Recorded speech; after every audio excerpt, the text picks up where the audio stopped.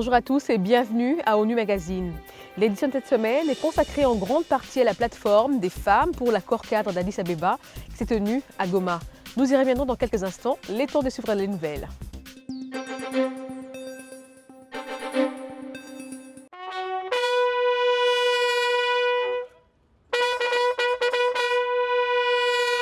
Le 2 mai 2000, l'ONU a institué l'attribution de médailles des Nations Unies à son personnel en uniforme. Il s'agit de décorer ces hommes et femmes qui ont bien voulu consacrer une partie de leur temps au service de la paix. Le 16 mai dernier, une cérémonie a été organisée à Goma.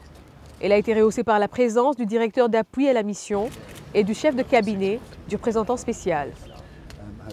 Aujourd'hui, nous sommes ici pour la cérémonie de la médaille des Nations Unies à les officiers les staffs de la force. C'est un moment très important pour la famille, pour les officiers et pour le Congo parce que c'est un contingent qui a dédié part de sa vie à la paix au Congo. Nous commençons cette série par deux questions. Le Nord Kivu, plus précisément la ville de Beni, dans le Grand Nord, a accueilli la conférence de presse de l'ONU ce 27 mai. Comme il fallait s'y attendre, au cours du triplex entre Beni, Goma et Kinshasa, la situation sécuritaire dans cette partie du pays a occupé une grande place. Quelle réponse adressez-vous à ceux-là qui, parce que la MONUSCO travaille en connivence avec ce groupe terroriste? Nos hélicoptères ont un rôle qui participent en fait à la recherche du renseignement. Nous avons aussi des avions sans pilote, qu'on appelle des drones, qui participent également à ces choses-là. Donc sachez bien effectivement que lorsque nous avons des indications qui nous viennent de la population, qu'il y a un danger dans une zone, nous envoyons nos appareils, nous envoyons nos patrouilles au sol, de manière à pouvoir vérifier cette information et éventuellement intervenir. Donc le seul lien qu'il peut y avoir entre notre présence et des crimes, c'est notre engagement pour lutter contre ces agresseurs et si possible les arrêter. C'est ce que nous recherchons actuellement. Ne faites pas un lien de collusion entre notre présence et les actions commises, mais c'est bien parce que nous apportons une réponse. Et cette réponse-là, je peux vous dire que s'agissant de la région de Beni, en ayant une bonne compréhension de là où on en est par rapport à la neutralisation de ce groupe armé, nous sommes en train, nous aussi, d'adapter notre mode d'action et la MONUSCO appuiera du mieux qu'elle peut les décisions qui vont être prises par vos autorités gouvernementales. Je l'ai dit dans les titres, la ville de Goma a accueilli du 13 au 15 mai dernier la plateforme des femmes pour l'accord cadre d'Addis Abeba.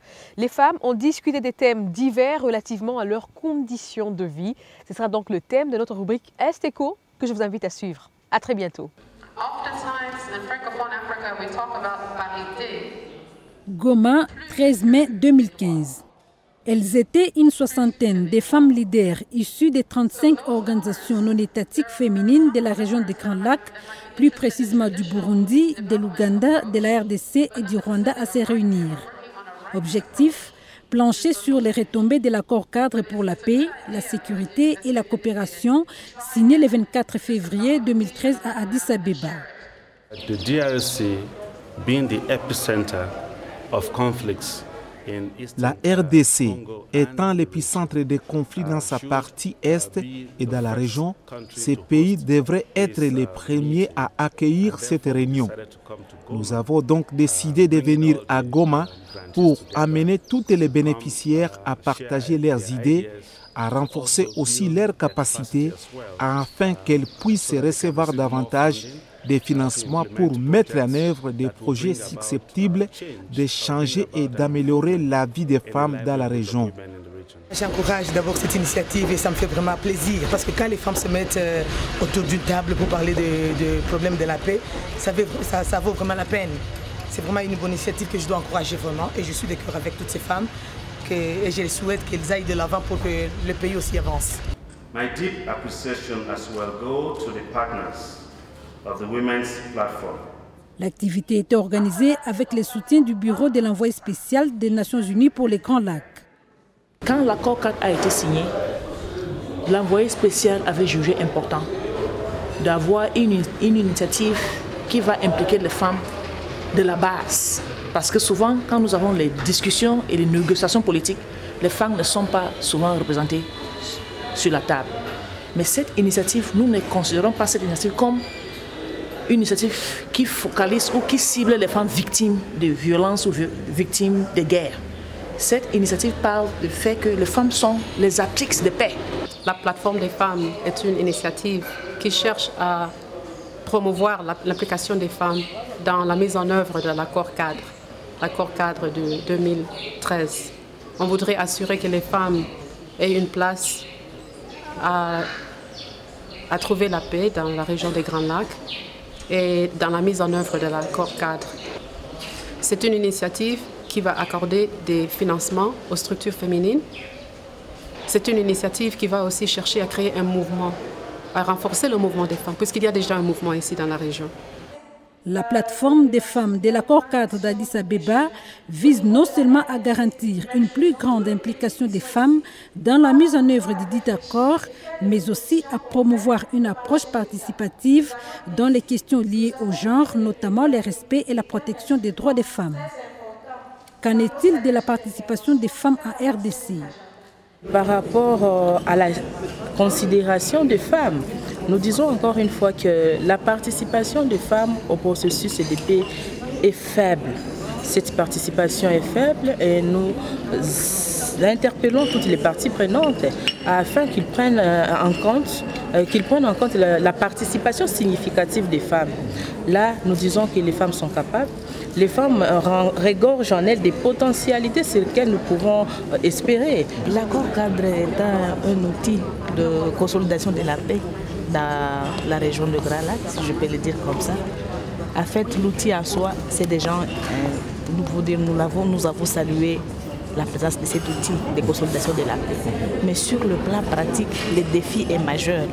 Parce que l'accord cadre voulant consolider la paix dans la région des Grands Lacs, mais actuellement, ce qui se vit dans notre région, personne ne l'ignore.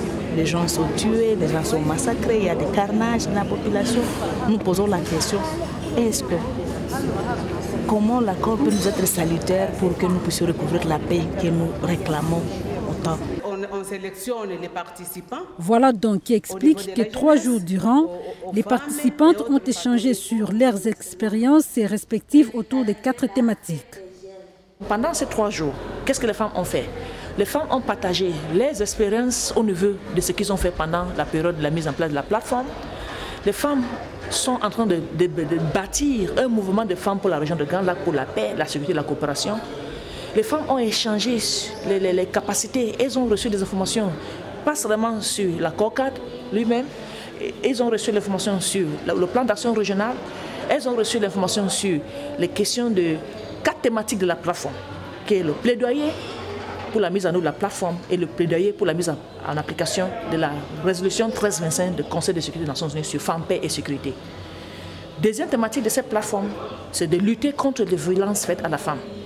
Et troisième thématique, c'est pour travailler et renforcer les capacités des femmes au niveau sur les questions économiques, mais à la base. Et le quatrième thème de la plateforme, c'est pour assurer que les femmes aient accès à l'énergie locale. À noter que la rencontre a réuni des structures ayant bénéficié d'aide du Fonds d'affectation spéciale, du Bureau de l'envoyé spécial du secrétaire général des Nations Unies pour les Grands Lacs, grâce aux contributions des gouvernements hollandais et irlandais. Il y a aussi la contribution du Fonds mondial pour les femmes. Mwadi Mukengi est la directrice Afrique de cette formation basée aux États-Unis et appuie les structures féminines à travers le monde. Souvent, les femmes ne sont pas impliquées dans les processus de paix. Cette initiative accorde des subventions aux structures qui ont déjà cette expérience, à faire la sensibilisation au niveau communautaire, à créer des noyaux de paix au niveau de la communauté, à former des femmes en leadership afin qu'elles puissent être efficaces sur les questions de la paix. Les bénéficiaires des projets financés par le Fonds mondial pour les femmes sont localisés dans 5 pays d'Afrique subsaharienne, le Burundi, la RDC, le Rwanda, le Sénégal et l'Ouganda. Le projet que nous avons ici, c'est le projet sur les énergies renouvelables. En RDC, au Nord Kivu, l'une des organisations bénéficiaires est la Ligue pour la solidarité congolaise, LSC en sigle. Les femmes gèrent un site de technologie d'énergie propre à travers 3 projets, agriculture, production des champignons et des semences et énergie renouvelable. On va aller voir, oui. Une visite de ce site était au programme. Le manque de l'énergie, c'est une des causes des violences. C'est pourquoi nous avons pensé faire quelque chose pour donner une réponse dans le cadre de l'énergie renouvelable. Le message de l'envoyé spécial Saïd Djinit est un encouragement aux organisations féminines et une assurance que les Nations Unies se tiennent à leur côté, de même d'ailleurs que les autres partenaires régionaux comme la CIRGL et bien d'autres organisations régionales. Nous allons continuer à travailler avec ces organisations pour une amélioration des conditions de vie de ces femmes.